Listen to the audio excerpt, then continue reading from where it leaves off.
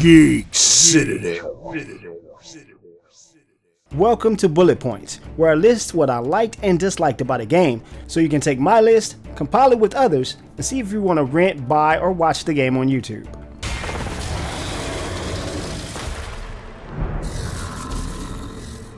No! The Breach appears in the sky of Thetis and spills demons and ghosts into the world to terrorize the citizens. You wake up with the only weapon that can seal the breach attached to your hand. The breach ends up being a major problem, but there are other troubles to deal with across Ferelden and Orlais. The Templars and mages are fighting to a standstill, the wardens are missing, and the world is in general disarray with political indecision. It's time to form an Inquisition and take the troubles of the world in the palm of your hand. Literally. Dragon Age Inquisition is a fantastic looking game. The hair could use some work, but the environment and character models shine. What it does extremely well is pepper massive amounts of detailed foliage around and provide impressive particle effects in the form of snow and magical flourishes.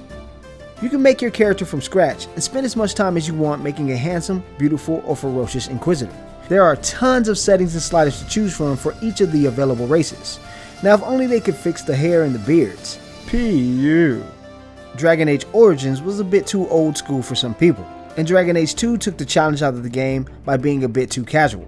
Dragon Age Inquisition combines the best of both worlds by providing unique AI types and the return of tactical combat. Rogues are agile and use stealth to sneak up behind the party and attempt to take out the weaker classes, while mages and rangers will stick to the distance and drop powerful damage and CCs. Warriors on the other hand stand in the thick of it swinging gigantic weapons or soak up damage with their shields. Once you get used to the system, it is an absolute blast to play. Some classes are a bit more fun than others. I found the rogue to be significantly more active than a two-handed warrior in my opinion. To go along with exploring the vastness of the world, players can slay enemies for materials or find metals on a cliffside to create items. You can make anything from potions to armor and even choose a specific material to apply different attributes to gear. You will discover tons of recipes for modifying and creating weapons and armor, and we can even name our own creations. The War Room is a game within a game. It's similar to many of the social titles you would see on Facebook. You send people out on time missions to earn the Inquisition reputation, items, and even new recruits for your army. It also supplies us with a significant amount of missions to discover and solve on our own, so we can bring more people to our throne to pass judgment over them like an episode of Game of Thrones. After you return from the bogs, we discovered this man attacking the building with a goat. Dragon Age Inquisition has one of the most open worlds I have ever played. Each hub is gigantic and has tons of mysteries and collectibles to discover.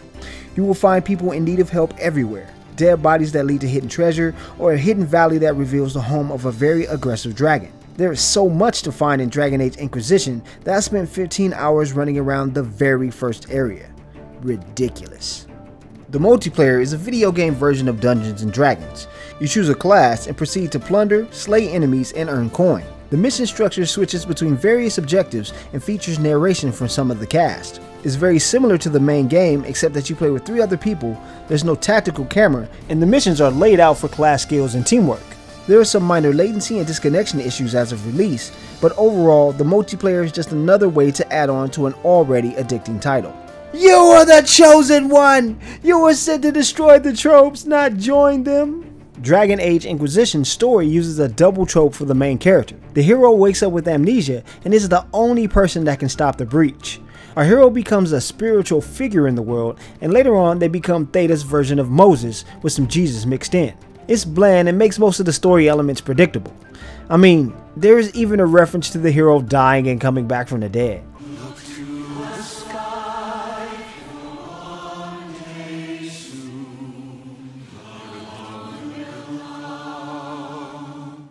I'm happy to have horses in the game, but they can use some better animations. Look, I'm not asking for Red Dead Redemption type fidelity or anything, but maybe something that looks a bit more convincing. Simply putting wind trails behind my character as he rides a slow horse is bad form. The selection button is used for too many interactions. You use it to mount, jump, loot, open doors, and so much more. However, it is likely that you'll jump instead of interacting, or vice versa. This is a pain in the butt, and I wish they could have figured out how to separate jump from all the other interactions. I can go through it? I'm gonna try to go through it. God damn it. Get away from here, horse. Get out of here. Shit. There's a beacon that you can use to highlight nearby items. That's all well and fine until you realize you have to search for the glow in the world. The item only remains highlighted for about 3 seconds, so you spin the camera around and smash on the beacon frequently to find the item. It's frustrating and dilutes the act of searching for materials. It's even worse when you get to the desert area in the game because the highlights blend in with the sand. This game takes forever to load in new areas. At least this is how it feels on PC. I can get up and make a sandwich and it would finally load up when I walk back into the room. I think this is a flaw in the Frostbite 3 engine because Battlefield 4 has similar loading problems. The frame rate also drops to 30 FPS whenever a cutscene is active. I get that this game is huge, and the large quest map works wonders for keeping track of all the quests. What doesn't work wonders is the mini-map while you're wandering around. It doesn't show you where you are on the map, it doesn't highlight items when using the beacon, and it doesn't give you a GPS arrow for highlighting waypoints. It's a minimalist circle with some blips inside of it that barely helps at all. There are some bugs that mar the visuals and get in the way of the gameplay here and there. The visual bugs can ruin a lot of the experience, and there are a few control bugs that can border on frustrating.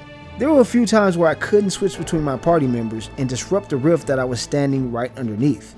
Dragon Age Inquisition is a game that boasts 200 hours of gameplay, and it is easily one of the most addicting RPGs I have ever played. I've played this game for about 80 hours, and I continually find new ways to distract myself. The overarching story isn't the best thing I've ever seen in an RPG, but the side missions and the engaging companions keep me entertained. There is a wealth of history that can be unearthed from listening to different citizens. We recommend that you buy Dragon Age Inquisition. It brings back that tactical feeling of Origins while adding some Skyrim-like adventure to the mix. For more Geek Citadel plays and reviews, check us out on YouTube, Dailymotion, and GeekCitadel.com. Also, for the PC lovers, join our group on Steam Curator. Thanks for watching, and I'll see you in the next video.